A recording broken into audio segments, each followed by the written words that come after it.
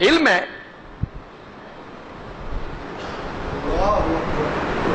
کوئی عمل جو ہم کرتے ہیں، ہم جتنا بھی اس میں اخلاص پیدا کر لیں، ریاکاری کا خطرہ، اور ریاکاری نیکیوں کو اس طرح مٹا دیتی ہے جس طرح پانی آگ کو یا انگارہ روئی کو خاکستر کر دیتا ہے.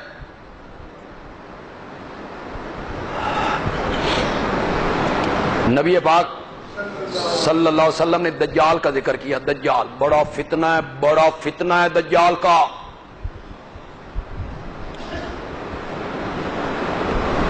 تو صحابہ یہ سن کے ڈرے سہمے کہ کہیں دجال آ نہ جائے اور اس کا فتنہ بڑا ہے.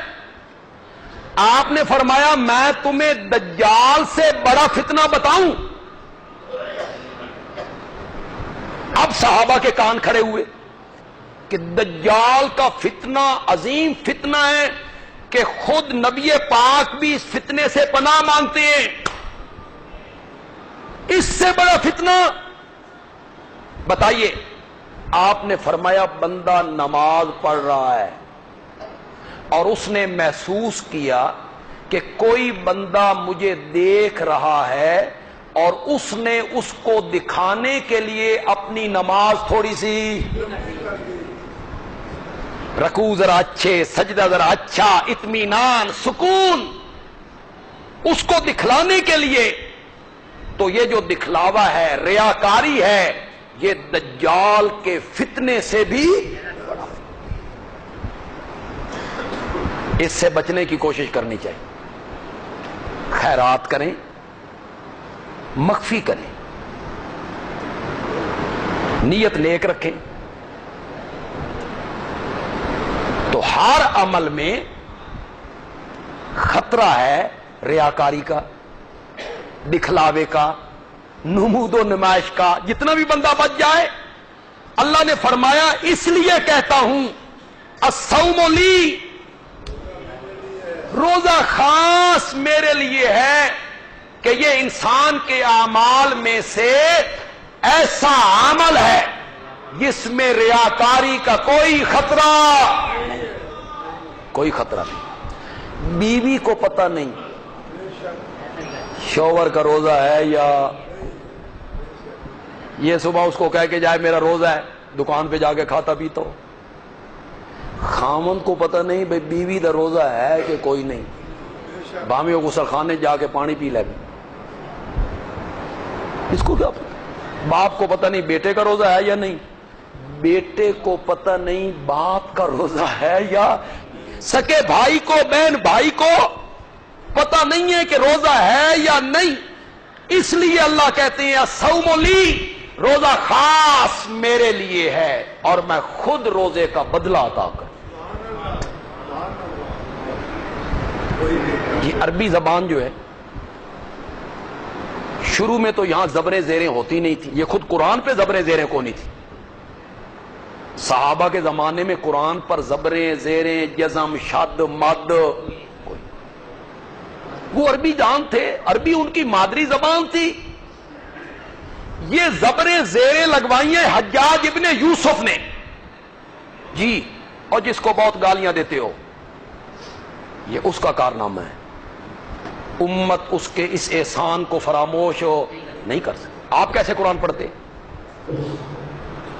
آپ کیسے قرآن پڑھتے اگر حجاج ابن یوسف یہ کام نہ کر کے جاتا؟ یہ محمد ابن قاسم اپنے بھتیجے کو سندھ کی ایک عورت کی آواز پر کس نے بھیجا تھا؟ کس نے؟ بولتے کیوں نہیں ہو؟ تو جو ظالم لوگ ہوتے ہیں وہ ایک لڑکی کی فریاد پر کانپ جاتے ہیں. یہ ان لوگوں کا کام ہوتا ہے جو عزت دار ہوتے ہیں کہ ایک لڑکی سندھ میں ہمیں پکار رہی ہے، اس نے محمد ابن قاسم کو بھیجا. اور یہ اس کا احسان ہے حجاج بن یوسف کا کہ قرآن پہ اس نے کیا لگوائیں؟ حدیث میں بھی نہیں تھی. حدیث پہ آج تک نہیں ہے.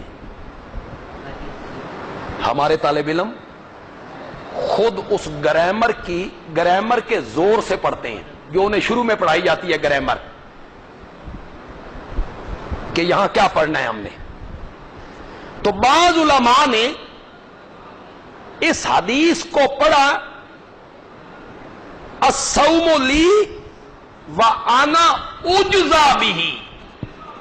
پہلے کیا پڑھا تھا؟ اجزی، وہ معلوم ہے، میں بدلہ دوں گا میں. اور اجزا یہ مجہول کا صیغہ ہو گیا. جب اجزا بھی پڑھیں گے تو معنی اتنا خوبصورت بنے گا کہ مزہ ہی آ گیا. سنیے گا وہ معنی، پسند آئے اور لطف آئے تو پھر سبحان اللہ کہنا، مجھے بھی سمجھ آ جائے گی کہ آپ کو بات سمجھ آ گئی. سارے عمل ابن آدم کے اس کے لیے ہیں، روزہ میرے لیے ہے. ہر عمل کا بدلہ دوں گا جنت کی صورت میں. چلو جنت تیری، شہد کی نہریں تیری، دودھ کی نہریں تیری، باغات تیرے، محلات تیرے، نماز کا، زکات کا، حج کا، خیرات کا، قربانی کا بدلہ دوں گا جنت کی صورت میں، شہد کی نہروں کی صورت میں. اور جب روزہ دار آئے گا نا تو میں کہوں گا روزہ خاص میرے لیے ہے، میں روزے کے بدلے میں تجھے جنت نہیں دے رہا ہوں، میں خود تیرا بدلہ ہوں. انا اجزا بھی، انا اجزا بھی، میری ذات تیرا بدلہ ہے. جس سے وہ آپ ہی فرمائیں کہ ہم تیرے ہیں، اپنی آہوں میں یہ تاثیر کہاں سے لاؤں.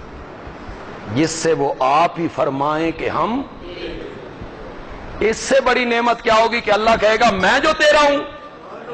اس کا لطف تو ذرا دیکھیے نا.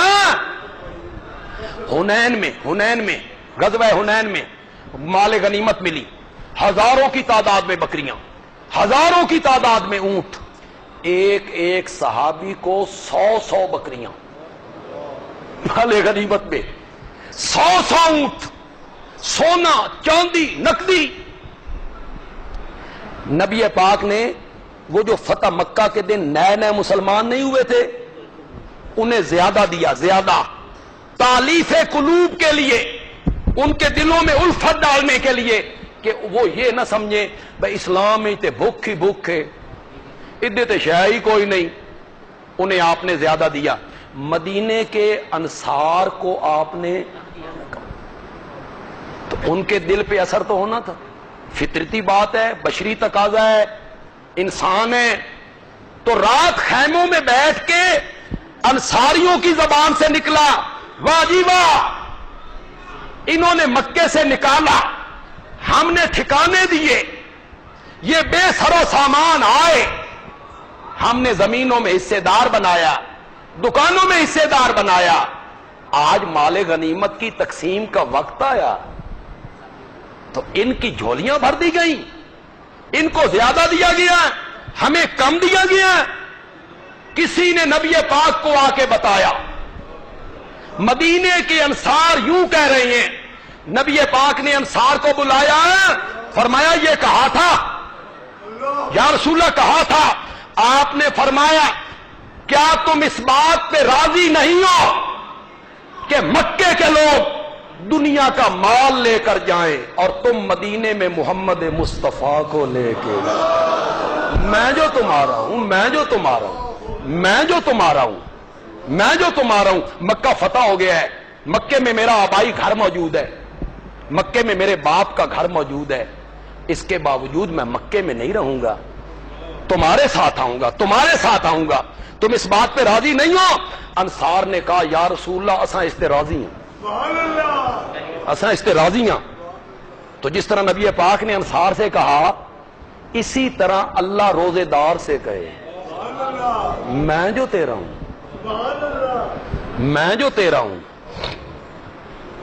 تو یہ ہے الصوم لی وانا اجزی بیک. اور بھی مفہوم محدثین نے بیان کیے ہیں، لیکن میں ذرا آگے ایک روزے دار کی بھی بات کرنا چاہتا ہوں. اس مضمون کو میں یہیں چھوڑ دیتا ہوں، ورنہ 2-3 مفہوم اور بھی ہیں اور میرے ذہن میں. یہ جو صائم ہے، صوم کی میں نے بات کی نا، تو اب بات کس کی کرنا چاہتا ہوں؟ صائم. صائم کون ہوتا ہے؟ روزہ رکھنے. روزہ کتنا عظیم ہے، پھر دیکھیے کہ روزہ رکھنے والا کتنا عظیم ہے. ان کے لیے قیامت کے دن عرش الہی کے نیچے اللہ دسترخوان بچھائیں گے. اللہ اکبر.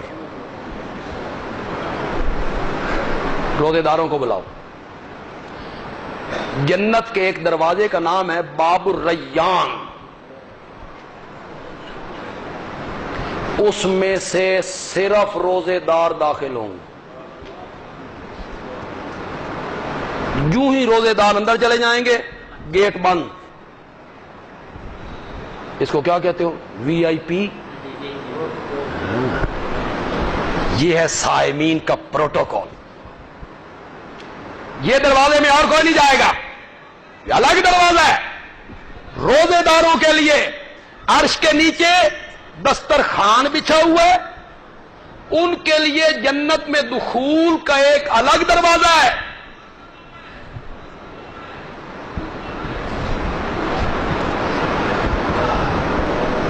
اور میرے نبی نے فرمایا، میرے پیارے پیغمبر نے فرمایا، وَلَا خُلُوفُ فَمِ الصَّائِمِ اطیب عند اللہ من ریح المسک او کما قال النبی صلی اللہ علیہ وسلم. روزے دار کے منہ کی بو، خلوف خلوف بو، اطیب عند اللہ من ریح المسک، اللہ کو کستوری سے زیادہ اچھی لگتی ہے. بو بو. امام شافعی اہل سنت کے بہت بڑے امام ہیں رحمت اللہ علیہ.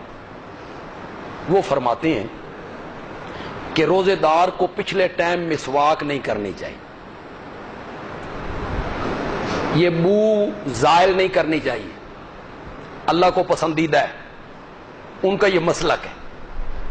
امام اعظم امام ابو حنیفہ رحمت اللہ علیہ بہت زیرک ہیں، بہت ذہین ہیں، بڑی گہری نظر ہے.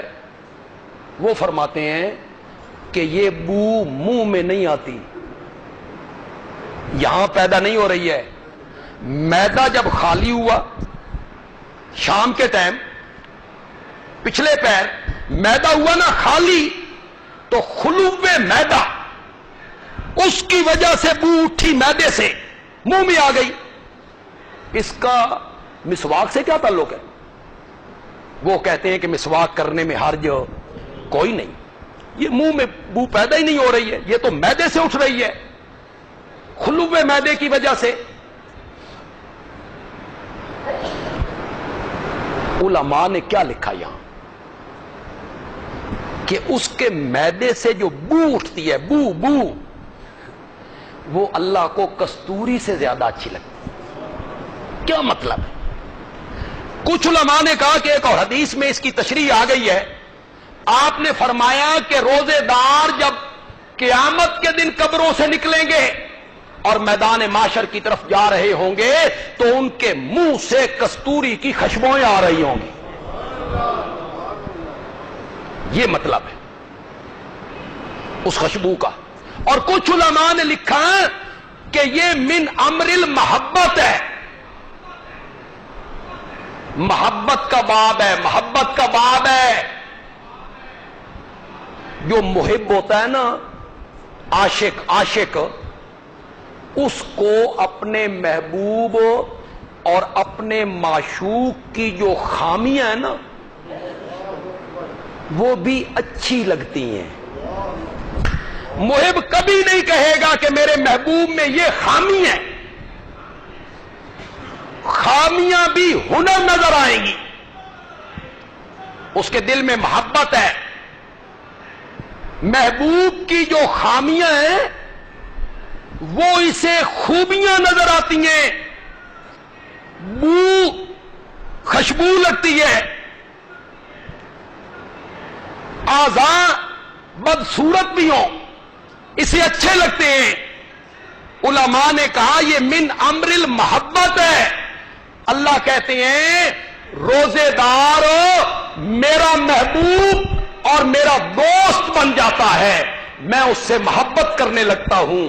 اس کے منہ سے آتی تو بدبو ہے, مجھے لگتی خوشبو ہے.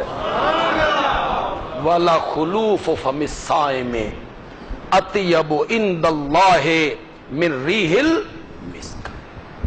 وہ جو میں نے شروع میں وعدہ کیا کہ چھوٹی چھوٹی باتوں پر اللہ اتنا بڑا انعام دے رہے ہیں. جہنم سے آزادی, گناہوں کی مغفرت, ثواب, بدلہ. کام کیا ہے؟ تمہارا جو ملازم روزے سے ہے, سیلز مین, مزدور, کام کرنے والا فیکٹری میں, اس کے کام کے بوجھ کو تھوڑا سا ہلکا کر دے کہ یہ روزے سے ہے. چلو کسی جگہ دھوپ میں بھیجنا ہے تو اس کو نہ بھیجا جائے, بس چلو اتنا کر دو, اسے چھاؤں میں اچھی جگہ پہ کام دے دیا جائے. یہ بھی ہو سکتا ہے کہ ایک دو ملازموں کی تعداد رمضان میں بڑھا دی جائے, کام تقسیم کر دیا جائے. 8 گھنٹے کام لیتے ہیں تو اس کو 6 گھنٹے کر دیا جائے. کتنا عمل ہے جی یہ؟ کیا لگتا ہے اس پر؟ ایک مزدور کی تنخواہ آپ 10,000 دے دیں گے, ایک مہینے کے لیے آپ ایک نئے آدمی بھرتی کر لیتے ہیں, اس کو آپ 12,000 دے دیں گے. خرچ آپ نے کیا 12,000, بدلہ میرے پیارے پیغمبر نے فرمایا میرے جس امتی نے رمضان کے مہینے میں اپنے روزے دار ملازم کے کام کو تھوڑا سا ہلکا کر دیا, اللہ تعالیٰ اس بندے کو جہنم سے آزادی عطا فرما دے. عمل دیکھو, عمل, انعام دیکھو. ہر بندہ نہیں کر سکتا, ہر تاجر نہیں کر سکتا, کر سکتا ہے. کام کو ذرا ترتیب بھی دے سکتا ہے. ایسا ترتیب دیا جائے جس میں روزے دار ملازم کو مشقت زیادہ نہ اٹھانی. تو آپ میں جتنے لوگ تاجر یا کوئی فیکٹریوں والے بیٹھے ہیں تو وہ میرے پیارے پیغمبر کے اس فرمان پہ عمل کریں گے کہ روزے دار ملازم جو ہے اس کے کام میں کیا کریں گے؟ تخفیف کریں گے, کمی کریں گے, اور یہ اجر پائیں گے. دوسرا سنیے, جس نے کسی روزے دار کا روزہ افطار کروایا, مسکین کا نہیں, مسکین, یتیم, غریب, فقیر, محتاج نہ, اللہ اکبر, جس نے کسی روزے دار کا روزہ افطار کروایا تو روزے دار کو جتنا ثواب ملتا ہے افطاری کروانے والے کو بھی اتنا ثواب دوں گا, اس کے گناہ معاف کر دوں گا, جہنم سے آزادی عطا کروں گا.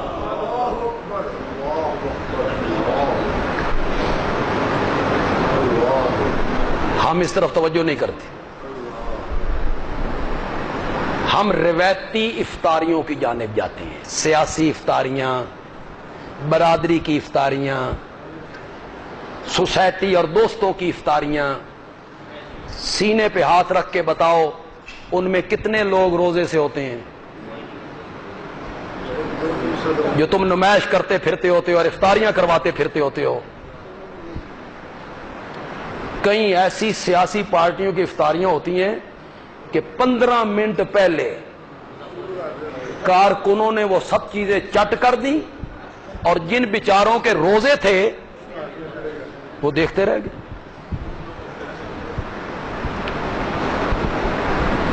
کچھ نہیں کر سکتے ہو تو کھجوریں خرید کے مختلف دوستوں پڑوسیوں کے گھر میں پہنچائیے. آدھ کلو اس پر کتنا خرچ ہو جاتا ہے مجھے تو یہ پتہ ہی نہیں ہے کہ اس طرح کلو ہے. یکم رمضان کو پتہ لگے گا. وہ جو میرے نبی نے فرمایا تھا یہ غم خاری کا مہینہ ہے، یہ غم گساری کا مہینہ ہے، یہ غم خاری کا مہینہ ہے، کہا تھا نا میرے نبی نے. غم خاری کیا ہوتی ہے؟ کیا ہوتی ہے غم خاری؟ دوسرے کا دکھ بانٹنا. کیا ہوتا ہے؟ بے جڑی کھجور 150 روپے کلو سی اس نو 250 کر دیو، ٹماٹر نو مہنگا کر دیو، لوٹ مار شروع کر دیو. یہ ہے غم خاری. میرے نبی نے فرمایا یہ غم خاری کا مہینہ ہے، دوسروں کا خیال کرو. تو آپ گھروں میں پہنچا سکتے ہیں، کھجوریں لے کر پہنچا سکتے ہیں. ہاں ایک بات تو بھول گیا میں، یہاں جو لوگ محتاج لوگ ہیں جن کے گھر کا گزارا نہیں چلتا، گھر میں بھی انہیں کھانے کے لیے کوئی فروٹ وغیرہ نہیں ملتے، بمشکل گزارا چلتا ہے، سنو ان کے لیے. صحابہ نے کہا یا رسول اللہ ہم میں سے ہر بندہ تو افطاری نہیں کروا سکتا. افطاری کروائے اس کے لیے جناب مرغ ہو، روسٹ ہو، فروٹ ہو، تے پکوڑیاں تو سوا کیڑی افطاری. وہ ہوں، سموسے ہوں، عورتوں کو لگا دیا جائے باورچی خانے میں، پکوان پکاؤ. تے افطاری تو پہلے دی جڑی دعا ہے وہ باورچی خانے چ گزارو، عورتوں کو ادھر مصروف کر دیا جائے کہ وہ افطاری سے پہلی دعا بھی نہ مانگ سکے. ہر بندہ تو نہیں کر سکتا. آپ نے فرمایا جس بندے نے کھجور کے ایک دانے کے ساتھ اور لسی کے ایک گھونٹ کے ساتھ کسی کا روزہ افطار کروایا اللہ اسے بھی جہنم سے آزادی عطا فرمائے. تو غریب لوگ بھی یہ کام کر سکتے ہیں.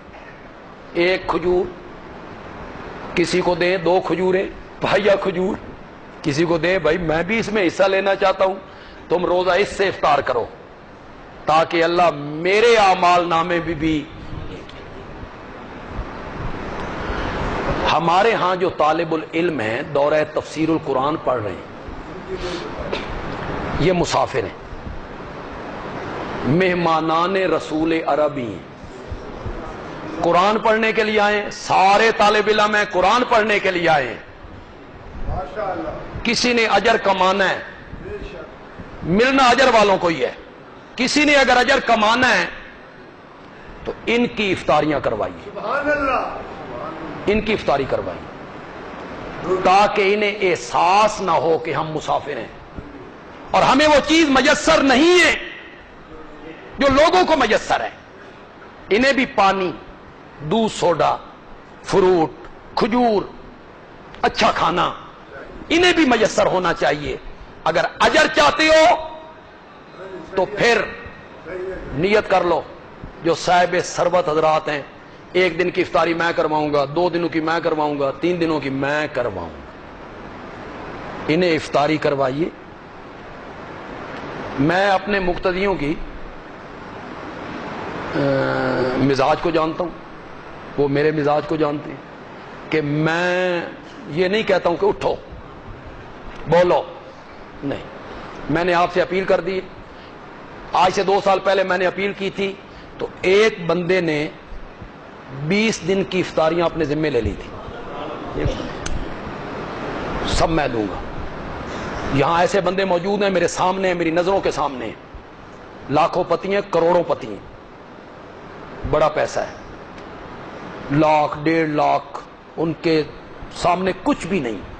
لیکن ملنا قسمت والوں کو ہے. جو خوش نصیب لوگ ہوں گے بعد میں میرے ساتھ رابطہ کریں. کہ ہم ایک دن کی افطاری کروائیں گے، 2 دنوں کی افطاری کروائیں گے،